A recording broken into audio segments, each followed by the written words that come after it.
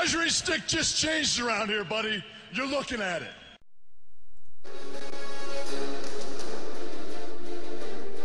You are now listening to the Outsiders Podcast, the most exciting and hard-hitting show on the net. And now, bringing it hard as always on the Kansas City Chiefs and the NFL, here are your hosts, Clint Schweitzer and Noah Groniger.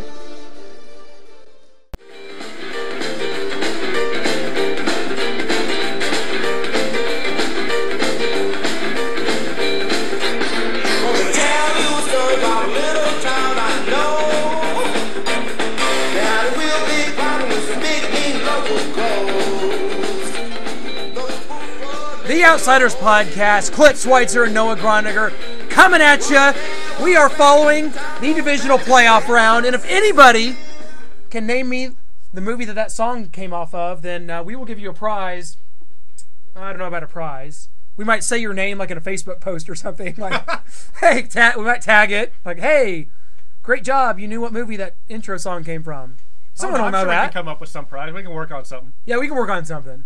Someone's got to get that to us. You actually have to click and watch the podcast, listen to the podcast, though. It's going to be a lot of effort for someone out there. I've got an autographed glove from Dale Carter. That will not be the prize. I was like, what? You're going to give that away? Definitely not. Wow, that would be a horrible decision. What is a great decision is that coming on to preview the AFC and NFC Championship game with us is none other than Sean Salisbury. Yes! Gotta love it. I mean, do you even need another guest when you have Sean Salisbury on the show? No, not even us. You don't need hosts either. We should just have him on. I agree. You really don't even need hosts. We're just mouthpieces right now for this. Just don't even worry about us. We have Sean Salisbury coming on. Going to ask him about Mante Te'o and this girlfriend situation. We've all been catfished. Noah? Oh, definitely. At least 7 times. Oh, we've all been victim of it. Now Manti Te'o is either a victim or maybe he's perpetuated this in some way. Trying to get publicity from Craziest Heisman or thing I've ever heard from a public figure. I mean, for one, what is a Notre Dame linebacker who's a Heisman candidate needing to date a girl online for? I know. Exactly. I'm sure he could have his pick of the litter at Notre Dame, but there's not that many students at Notre Dame, as we learned in the movie Rudy. I believe maybe D-Bob he could go over to Holy Cross then. Well, right, because D-Bob had Notre Dame scoped out. Yeah. He needed Rudy to help him over at Notre Dame, or at Holy Cross. So maybe there was something like that for Mante Te'o. Maybe he, regardless, it's one of the craziest stories I've ever heard. It's really not anything to do with what we're talking about today, because we're doing all NFL all the time. But gotta talk to Sean about this story. It's just gotta get his take. I mean, the question is going to be: do I have the guts to ask Sean Salisbury if he's ever had an internet girlfriend? I don't know. It's going to be. I might do it. I don't know. He is literally my favorite guest that we've ever had. He's a continuous guest. This is going to be like his 4th or 5th time on the show. Like exactly. I mean, the best when it comes to sports in general. He is the best sports analyst there is. Maybe anything. Maybe any topic ever. NHL. Maybe ask him some rugby questions. I think he could do it. Drapes. I'm sure he'd have some exciting stories about some drapes. Make sure you check him out and follow him at Sean Unfiltered on Twitter, because he will answer your questions if you tweet him every time. I mean, this guy has done so much for us to come on here and talk with us, and I can't thank him enough, and we're going to bring him on here pretty soon, previewing the games. Yeah, previewing the games. He's got an internet show called The Fifth Quarter that you can check out. He's got episodes on YouTube. It's just I made all my bowl picks based on what he said about the bowls. Oh, exactly. Me too. You got to. My money stays and plays with Sean Salisbury on a given We're going to talk to him about the coaching hires too. Maybe a little Mike McCoy, Mark Trestman, and Chip Kelly. Some questionable hires, and I think Chip Kelly, who had previously decided to stay at Oregon, becomes the head coach of the Philadelphia Eagles, and I think that was a splash for them. Other than that, the Chiefs are the only team to me that got any sort of a proven head coach in this offseason. So the Bears go to the Canadian Football League to get Mark Trestman.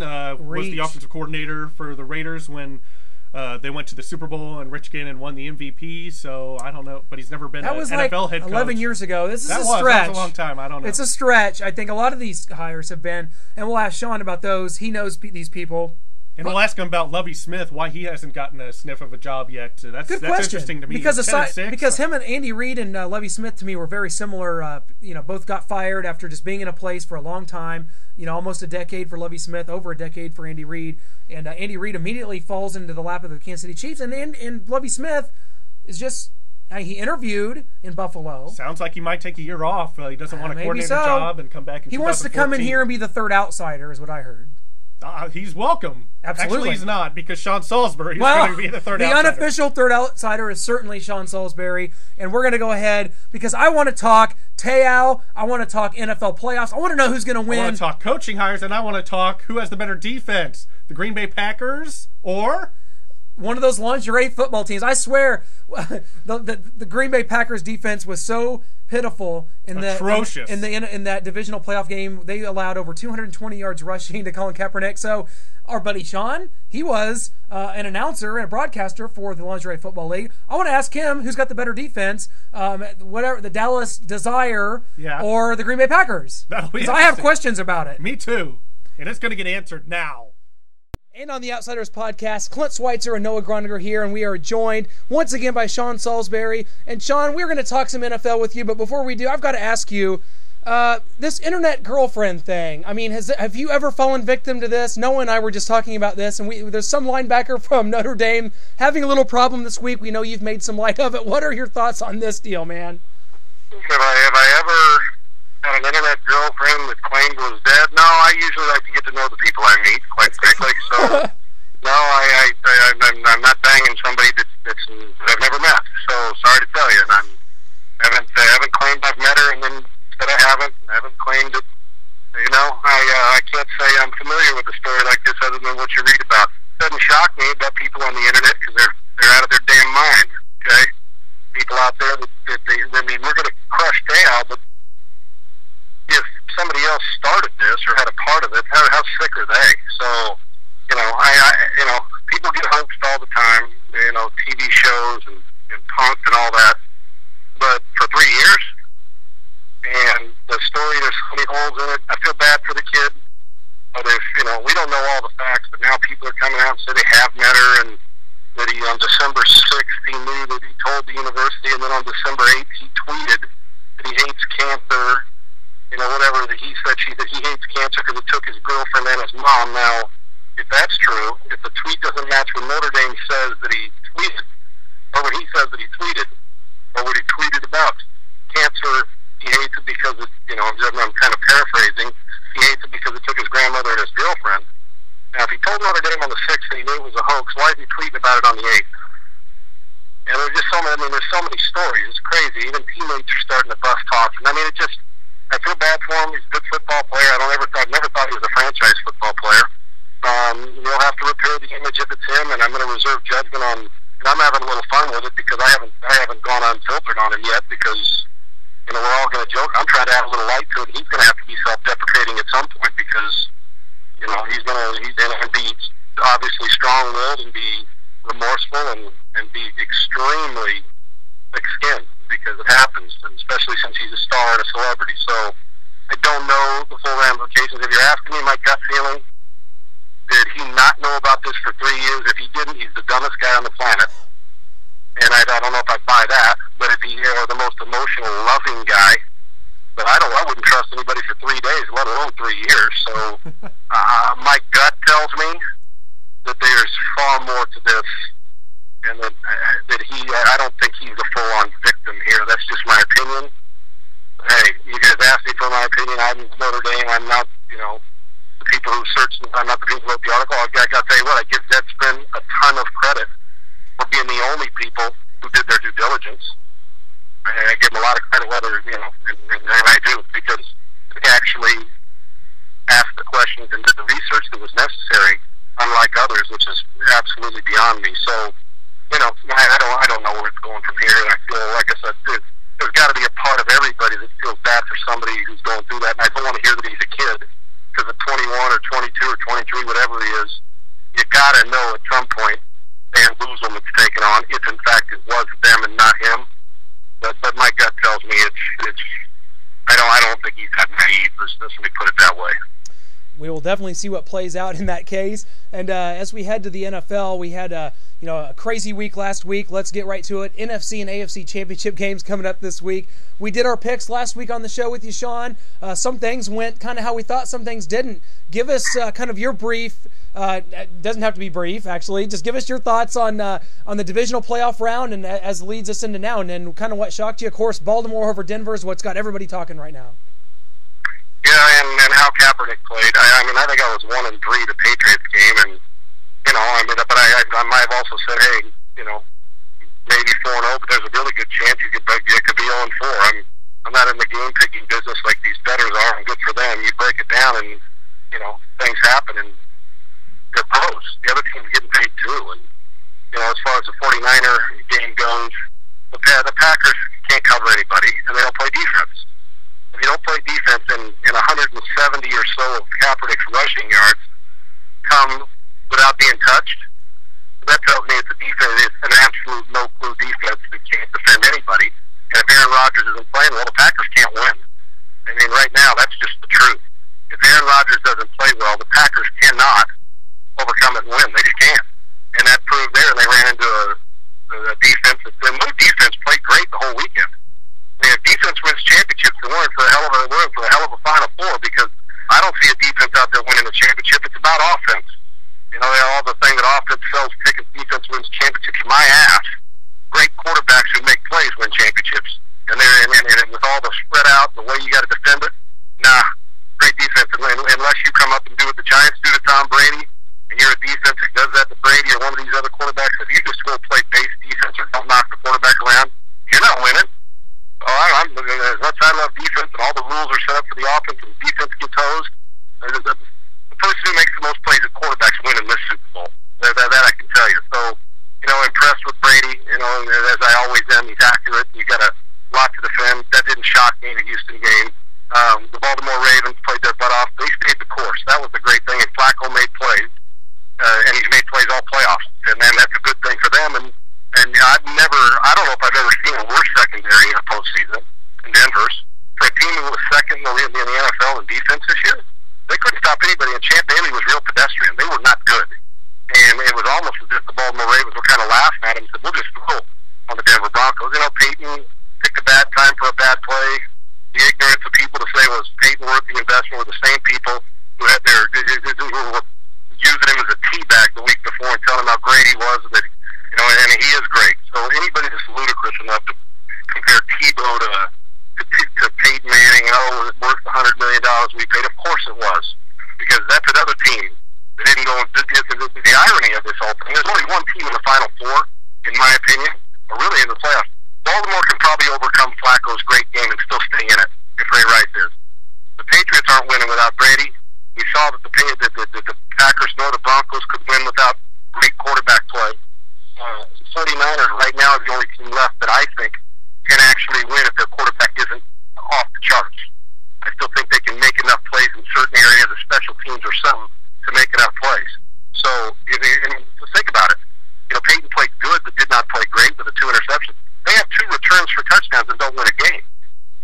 And I don't know when that happens, when you get 2 special teams touchdowns and you lose.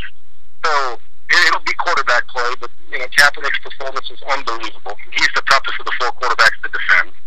And the Denver Broncos need to make some changes or start to get some depth there, because that was an atrocious secondary play against really an offense, a passing offense that you made look like a superstar. When they're good, but they're not great, but Flacco's playing great. So, as far as those games go, and then Seattle's come back, and Matty Ice lived up to his name, and that was impressive. So, stupid by Mike Smith to kick that squib kick to give Russell Wilson a chance at the end zone. Just some really boneheaded things. And I was disappointed in John Fox's approach late in the game to take a knee with 30-plus seconds left and settle. When you got the MVP quarterback, or the best quarterback this year in the NFL, you decide to settle. But that's defensive coaches. They play not to lose, and in turn, you rarely win when you play not to lose at the end of the game. Well, let's fast forward to this weekend and take a look at the Baltimore Ravens going to New England. Do you think Baltimore, this is a kind of a team of destiny trying to win at one for Ray Lewis in his last year, or do you think Tom Brady's too much for them? I don't ever believe in destiny, guys. I don't. I don't believe in football sports destiny, because destiny is all fine and dandy until somebody knocks you right smack dab in your damn face. And all the emotions real good in the locker room, and it helps you get 15 extra Red Bulls and raise emotion. Flacco's not dropping back the pass thinking I'm doing this for Ray. Down in the locker room before, on the sidelines during a timeout, or when the defense is on the field, of course you may have him in the back of your mind. Hell, Ray's not thinking about Ray when he's making a tackle. Neither is Haloti Nada or Ed Reed. You think about, damn, I got 53 guys. I got to survive. And you could give me all the destiny you want. The Seahawks were destined, weren't they? The Seahawks were destined. Everybody's talking about the Seahawks' destiny. This is their year. They're destined. Well, they got their ass kicked for most of the game, came back in it with 30-some seconds to go, couldn't defend anybody, and got their butt beat. So Destiny changed their name to Go Home. So I don't believe the ball now. If they win this, it's not going to be because Destiny. It's because they played the best football. I'm not buying Destiny, and emotion takes you so far, and it's emotion. If you go into a game so emotional, let's say you're down 21-0 or getting hammered, then it becomes guts. Forget emotion. Now you just got to grit it out and find a way to stay in it. Emotion helps you in certain situations, and they might have rejuvenated overtime, all that, but between the lines, emotion is great. But I'm not thinking about Ray Lewis's retirement. I do pre-game, post-game, and during the week. But on the field, you're just trying to make plays. So do they have a chance? Of course they do. Of course they do. They've got some playmakers on defense, although the defense isn't their biggest strength anymore. And they've got some running back who can take over a game. And right now, the way Flacco's playing and you throw the football, you got a chance to stay in it, because New England's not a world beater on defense either. On the other side of the ball, we know what Brady's about. And we always hear the term, got to hit the quarterback, and I've said it. Don't you got to hit every quarterback? My thing is, you can't let Brady get into a rhythm. You got to be there disrupting his rhythm and hitting him and not allow him to set his feet. With other quarterbacks, they can rig out like Kaepernick and can beat you on the edge. The reason why you've got to thump Brady and take him out of rhythm, if he goes 1, 2, 3 and the ball's out, that means he's throwing on time with accuracy. My favorite New England, I picked New England to go to the Super Bowl and win it. I'm not backing off that. They're the only dog I got in the fight as far as my picks the preseason. I think that Baltimore's a more talented team. I think that the New England Patriots, their quarterback and a couple of their playmakers make them a better team. If at home, I'm anxious to see if Baltimore's offense could sustain it for a third week. I like New England at home. If there's a blowout in the game, it won't be Baltimore's blowout. It'll be New England's. Let's head to the NFC side. Of course, Matt Ryan, Tony Gonzalez, two individual players from the Falcons team getting their first ever playoff win. Now they will host the NFC Championship game. But from what I hear from you, you really like San Francisco, the way that defense is playing. Let's not forget Colin Kaepernick, over 200 yards on the ground. His feet can absolutely kill you. What do you see here? Well, if you remember what Cam Newton did to Atlanta this year with his arm and his feet, I think he ended up rushing for almost 200 yards or right around there in the two games, somewhere in there, and threw the ball pretty doggone effectively. So they don't deal well. And I assure you, after that game against Seattle, I bet you those coaches didn't go home. They went and had dinner with their families and went right to the office to start studying Kaepernick tape. I believe that, because this is, like I said, of the four quarterbacks, while he's not the best, experience proved that it didn't matter in the last game. And now Kaepernick going on the road again, going on the road, can he, they had one last week, but going on the road to the number one seed, can he keep this up? But if you're the defensive coordinator, you've got a task. See, I don't believe you're going to be able to stop both. If you do, you've got 15 players on the field. I believe as a defensive coordinator, if I was coordinating that defense, or if I was an offensive play caller, thinking how Atlanta would deal with me, I would focus on I would make him beat me with whatever his perceived weakness is. And right now, most people know he's got a strong arm. He threw the ball well last week. Most people would say, don't let him get to the perimeter. So you got to build a box around him, keep him hanging in between the tackles, and force him to deliver the football from there every down to beat you. And you've got to be aggressive, but you can't be overly aggressive, because the first guy always seems to miss. And you've got to bring him to the ground. You cannot let him get break contained. So if I'm Atlanta, I say, okay, if he can go 35 out of 42 and beat us, well, God bless him. But I don't think you can go in there saying, I'm going to stop him from, I'm going to rush him and not take away contain and let him get on the perimeter, let him do that read option like last week. You better have somebody on the read option that's assigned to the quarterback to hit him every time he comes down the line of scrimmage, like people used to do when they defended in college, the triple option wishbone. You hit the dive back, the quarterback would get hit on every pitch, whether he pitched it or it didn't, and then you'd assign a strong safety or a roverback or somebody to go hit the pitch man. You had assignment football. Boom, boom, boom. It's like a boxing one in basketball. And that's what I would do to Colin Kaepernick this week, and make him beat me with his perceived weakness, which is can he continue to sustain it from the pocket. The other side, Matt's got to play well, and the key here is how is San Francisco going to defend? I would not play man coverage much in this game if I was Vic Fangio. I would not. Richard Sherman, who's an all-pro guy, got toasted last week. We saw in the Baltimore game when Denver tried to put Champ Bailey one-on-one, Smith ran right by him. And now you've got two guys to deal with that are both Pro Bowl caliber, top talent receivers in this league. And then you've got Gonzalez that if you single everybody, Tony gets great red zone. And we talked about it, and you saw him effective in the red zone last week in the game, as we talked about. I would have help over the top safety. Mix in two deep, blitz once in a while, zone blitz. I do more zone blitzing where I blitz and drop a lineman into coverage on hot reads. But I don't leave too many guys on an island in this game. If Matt Ryan's hot, no matter how good San Francisco is on the front seven, if you play man coverage against Roddy White and Julio Jones and don't get to the quarterback, they're going to beat you. I still believe the 49ers are the better team and will win. I got one road team, one home game, and then one home team. But if I'm San Francisco, do not, don't let your ego get in the way of playing good football. Man coverage against Roddy White, Tony Gonzalez, and Julio Jones, I don't think it's the smartest thing to do this week. Too many big plays can happen, and you got to limit those big plays. Well, those were my preseason picks, so that sounds good with the Patriots and 49ers. But let's move on to the coaching hires. We got Mark Trestman going to Chicago and Chip Kelly changing his mind and leaving Oregon and becoming the new Philadelphia Eagles head coach. What are your thoughts on those two? Well, I've known Mark a long time. He was one of my coaches in Minnesota, right? Extremely brilliant, smart guy. Coached up at the CFL and got some things going on as a head coach up in Toronto and did a good job.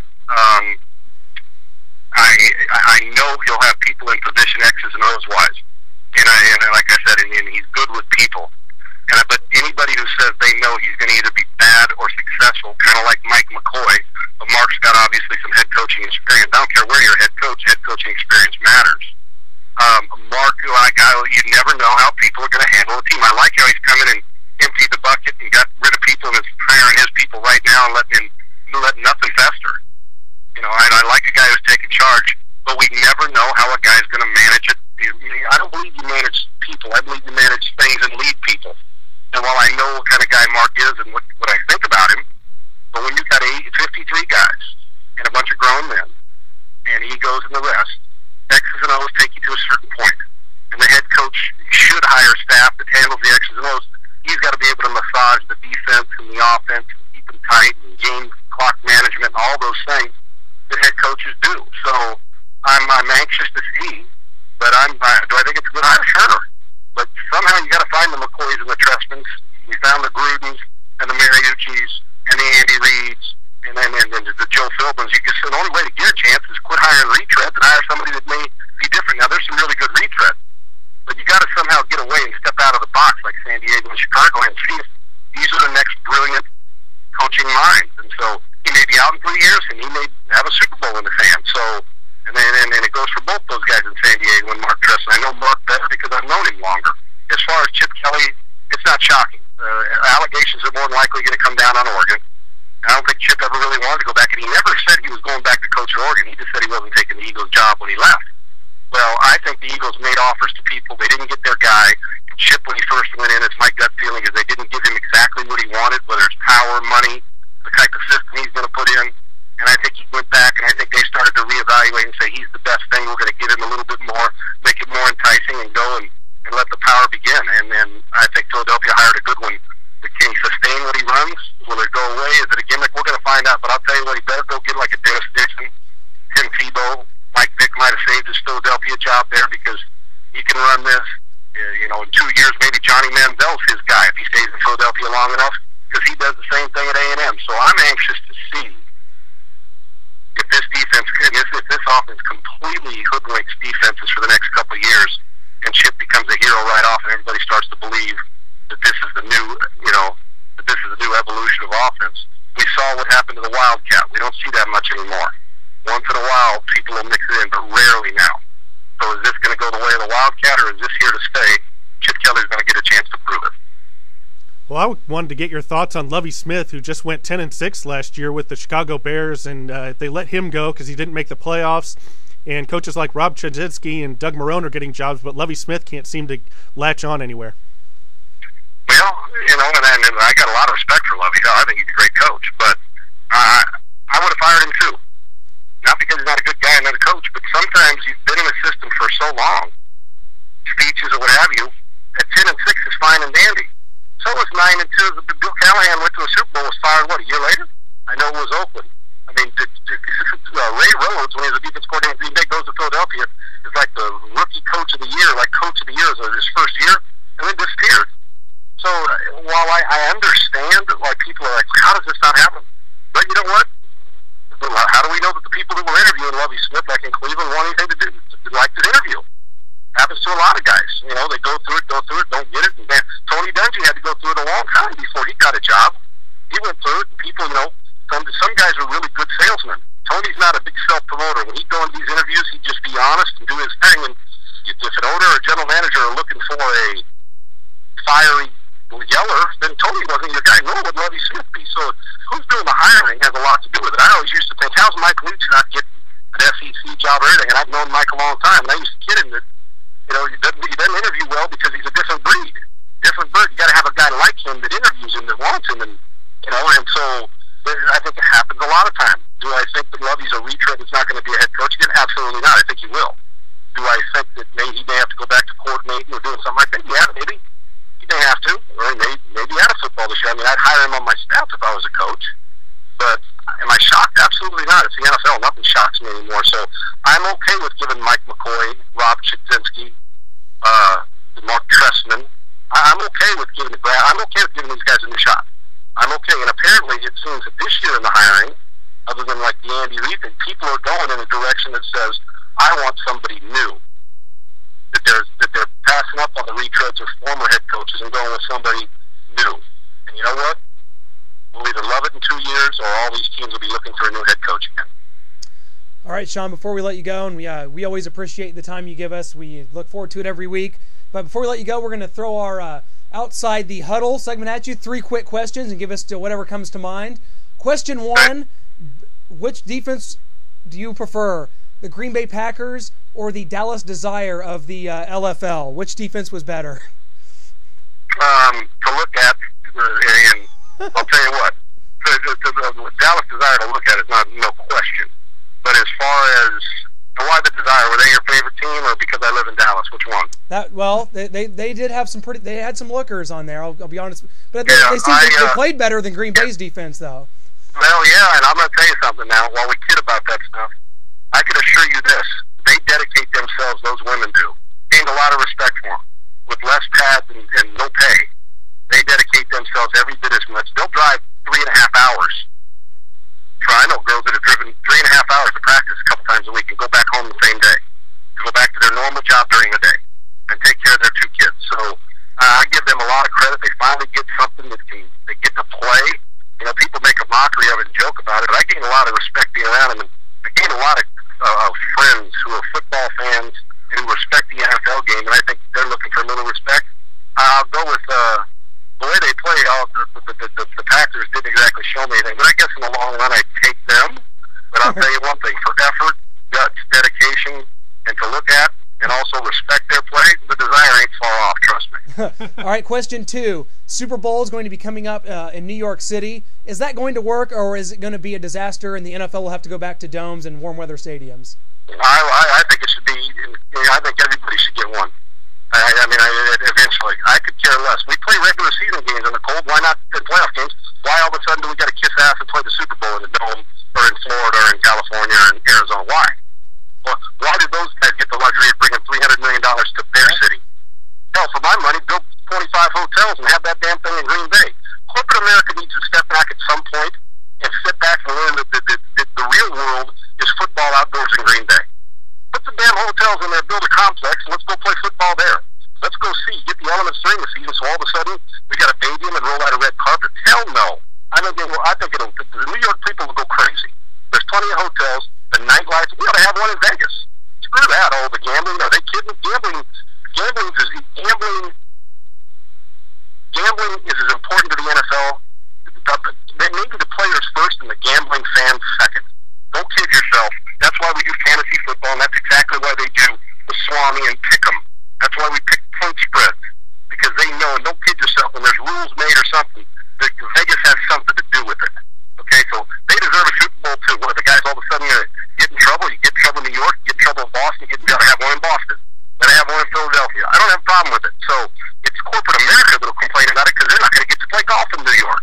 We're going to take your ass into putt-putt and go to an indoor facility and bowl. Okay, let's do that. You know, corporate America needs to realize that it's just not. I know they spend the money, but you know what? No football players, no corporate America at games, and they get all the best seats. Well, deal with it. Put on a scarf, get your bet out there with a hat on and a beanie, and put some extra socks on and do what the fan that spends all that damn money during the year and gets their ticket prices raised every year and makes the same amount of money that they do every year and bust their ass to feed a family when they save up for one game a year. You know what? I have no problem. If people are going to bitch and complain anyway. I got news for you. We had a Super Bowl in Jacksonville. People bitched and complained. We had one in Houston. The people are going to bitch and complain about something. So if they want to bitch and complain about the weather, they didn't get to have their golf tournament. Go to a strip club and shut up. Oh my God. I don't even know if I can get to my final question after that one. Final question of our Outside the Huddle segment. We watched your fifth quarter segments on YouTube, which were amazing, by the way, during the bowl season. Who is going to be the first quarterback taken in this draft when push comes to shove? Well, that's a good one. And to backtrack a little bit, I'm not saying all the corporate, you know, that attitude that soft L, we got to have golf tournaments. You don't need it. And to backtrack to number two is, there's some. I'm sure that there's some corporate America that outdoorsmen and John Deere and beer company. I'm sure they love it because, man, set up tents and drink cold beer and have some fun and drink hot chocolate with whatever little toddy you're going to put into it. Go have some fun. So as far as quarterbacks go, you know what?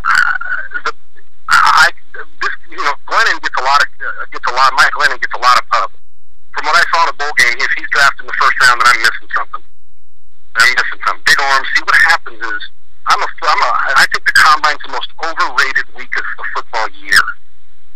No Emmitt Smith, no Zach Thomas, no Dat Wynn, no Russell Wilson. If everybody goes by what they say at the Combine, it takes big balls as a coach not to draft a 5'10" guy as opposed to a 6'4" stiff who can't throw it a lick. Now Glennon can throw. I'm using him as an example as far as a big guy that all of a sudden he's going to go past the eye test. Big, strong thrower, going to be indoors, throwing it all over the lot. Ooh, man, look what we can get. A guy that can throw it the whole field. Well, with a big old knee brace on, can he move? Can he move his feet? Can he lead a team? I don't know those things about him. I talked to some people that like him and some don't.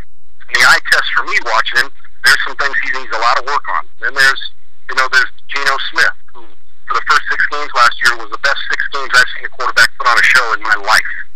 And then there's Matt Barkley, who is here. I think his stock's plummeted some. There's obviously Landry Jones, who I wouldn't touch in the first 3 rounds. He's great when you play a finesse, soft team, and he becomes soft and finesse when you play a team that hits him in the mouth. He wouldn't be on my team in the first 3 or 4 rounds. Wouldn't touch him. 5th round, you might get a bargain. If somebody's going to draft him earlier, I wouldn't touch him. There's going to be a guy out there that we're not talking about that's going to sneak up in the draft. But the Barkleys and Glennons and Geno Smiths, you know what? From what I saw on an all-year basis, 40 touchdowns or something, 5 picks. I thought, and then there's Aaron Murray, is going back. So I guess that the best one from what I saw this year. Now there's a lot to go on between now and then from individual workouts, but I like football players. Show me what they did against competition. Hell, anybody. I look good throwing a football in a pair of shorts and a damn T-shirt. but when your balls are in your throat, you can't throw the football against the coverage because you're getting hit in the mouth, and you're 8 out of 25. Can you survive it? That's what I judge. I want to find a tough guy who's emotionally, mentally, and physically tough and is accurate with the football, and is a leader of men that takes ordinary players and makes them extraordinary. I can find any swinging unit to go out there and throw the football in practice and be a practice field All-American. So for me, this is the hardest position in sports to judge because we can't cut him open and find Tom Brady's heart. We're looking at his numbers, and then the Combine. I mean, see, they judge Tom Brady. That didn't play a lot in college. What's he going to be like? Who isn't fast, doesn't jump. When's the last time you guys saw a guy run down the sideline, stop at the 5-yard line, put 2 feet together, and standing broad jump his ass into the end zone? I never have.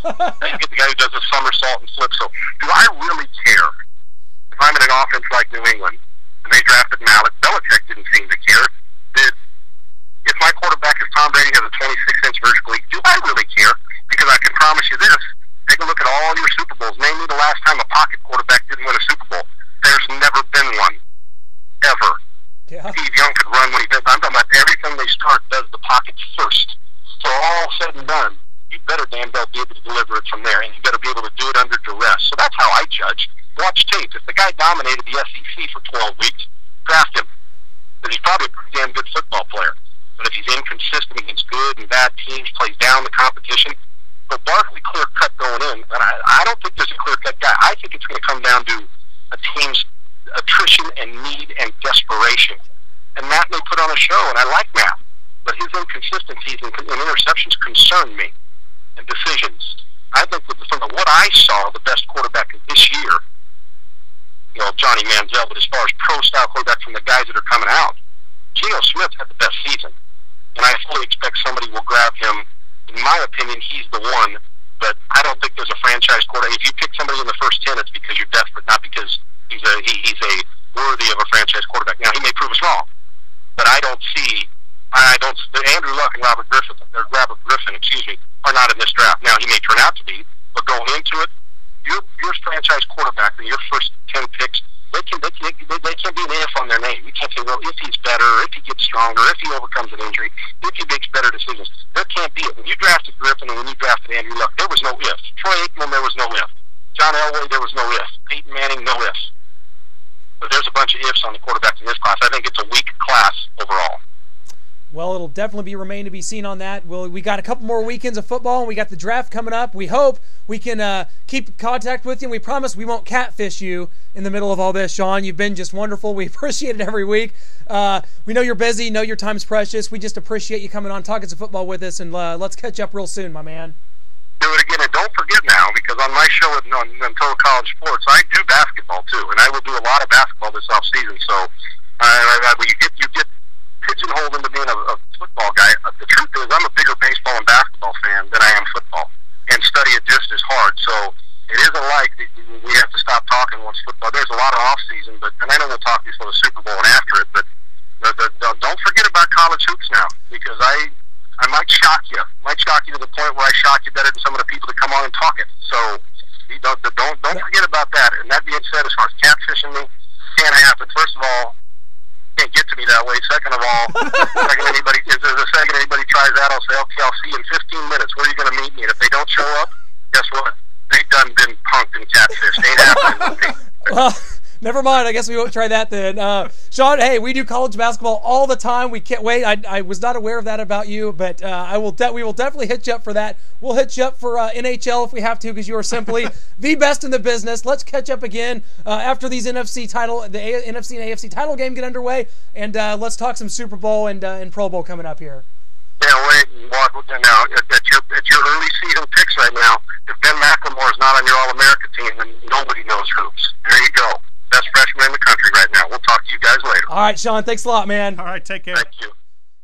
Sean Salisbury bringing it as always, and I guess there goes our chances of trying to catfish him, because he's already got us figured out. Oh, definitely. But the Dallas Desire, he likes that defense over the Packers. That was interesting. Oh, that was great. His answers, his insight. Can't wait. Now he's giving us the free reign. He's basically just told us, and you guys heard it right here. Watch out, Sean. Come on. Yeah. Come on. He'll come talk about anything. So I guess Sean Salisbury. We love our college basketball. We definitely would love to have Sean on. So. Oh, my gosh. I'll have Sean on. If he wants to talk about baseball or soccer, I'd even think about having him on to talk about those subjects. I would, too. It's going to be tough for us to gather up some questions to ask him. But Well, I wouldn't actually ask him baseball questions. I would just say, Sean, we're talking about baseball. Your thoughts, Go. And then let him just talk about every team, because I'm not going to ask any questions about baseball. But I don't know any questions to ask. Just did you like the movie Major League? Yeah. How was Field of Dreams? Did you find that enjoyable? Did you? Did you cry at the end? Yeah. Well, anyway, with regards to our picks, and I think Noah, it's time for us to get down to the nitty gritty here. We both went 2-2 last week, so that leaves us here with 2 games left, AFC and NFC Championship. And I think for me, it's as clear cut as this. It's a playoff game in the AFC Championship. Tom Brady's involved. Bill Belichick's involved. They're going to the Super Bowl.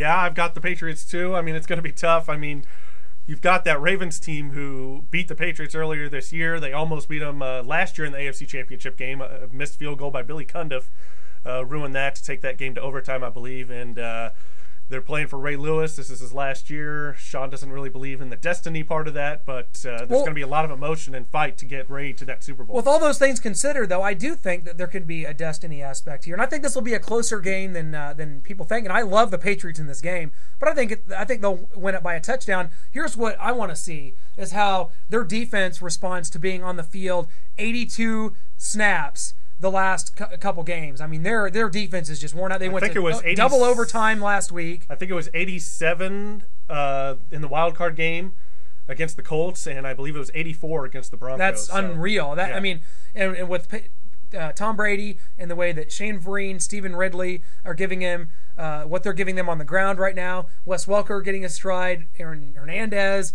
Brandon Lloyd finally starting to control. This Patriots just off it. Gronk being out hurts him though, but I still think they. But Gronk's been out most of the year. You know what I mean? They can still figure it out. They're not as high powered, but they can still figure it out and get it done. I have them winning. So. Oh, and I think that maybe Gronkowski being out forced the hand a little bit to incorporate Stephen Ridley and Shane Vereen into the offense more. And you know what? They're getting it done. I love what they're doing on the ground. It's almost as if it's a traditional run setting up the pass. All of a sudden, for the Patriots again, their offense is really smoking when those two guys are on the ground. And then they have Shane Vereen split out wide, and they got linebackers matched up, and Brady puts the ball in the perfect spot. Well, of course he does. Of course. And you saw this, the Houston Texans, guys, they seem like a pushover right now. This was, for most of the season, widely thought of the best team in football. They faltered down the stretch. Well, I always questioned them as I questioned the Falcons. If you believe ESPN talking heads, that is. Of course, they're going to tell you that there's not a quarterback to take first overall in the draft. It's ESPN, thank you. Luke Jokel, baby. All right. But, I think that this game is about the Patriots because, like Sean said, they're at home. And I have to look at the stats on this. In my mind right now, I don't think the Patriots have ever lost a home playoff game with Tom Brady, Bill Belichick in the fold. That's one thing to consider here. And I believe, the Patriots have only lost one AFC Championship game ever with Brady. That was to Peyton Manning when the Colts went on to win the Super Bowl. So the odds are in the favor here of, when you're talking about Brady versus Joe Flacco. Again, a quarterback matchup that is going to favor the New England Patriots. Agreed, but we thought that with Peyton Manning and Joe Flacco as well, so you never know. And I still think that and we heard Sean talk about the horrible secondary play of Denver, and he's definitely right about that. But I thought Manning was very good in this game. Manning played well enough for Denver to win. Their defense, who was the number one ranked defense going into the playoffs, did not. I agree. Manning played very well until that last overtime play where he's rolling out to the right, kind of jumps off his feet, tries to throw it over the middle to Stokely, back across his body, didn't work out. Corey Graham, second interception, game over. How about, as we go to the NFC side now, we got Sean's pick. Let's talk about it.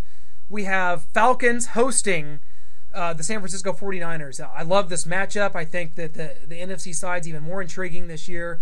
And for me, the Falcons, they got over that hump, so to me that says they can do this.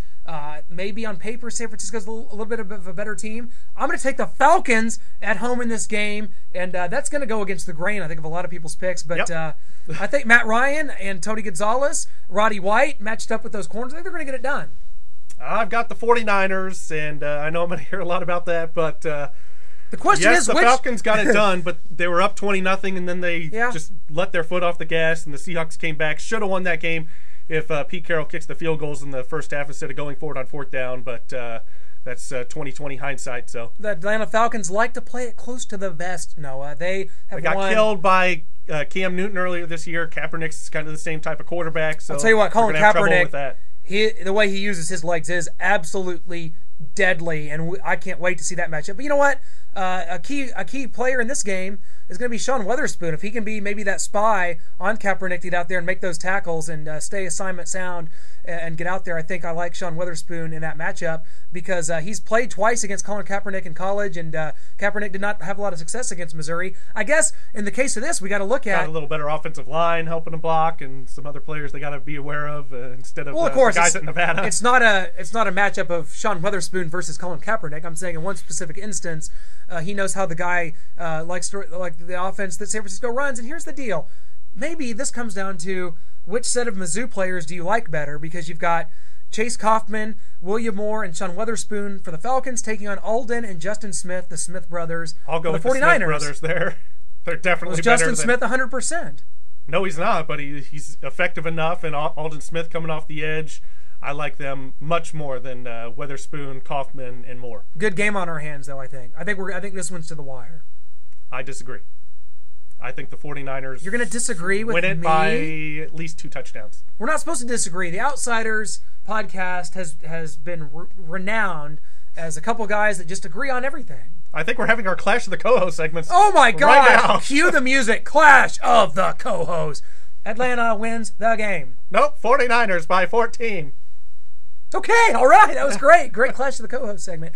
Well, hey, it's going to be interesting to see. I tell you what, I cannot wait for this weekend's game. The Super Bowl. The Super Bowl is going to be set by the next time we talk to you guys. We always appreciate all the feedback coming onto the Facebook page. Just keep doing it. Oh, definitely. I picked the Patriots 49ers before the season started, so we'll see how I do in that and if I got it right. I picked Texans Packers. They're both out, so I'm just winging it from here, baby.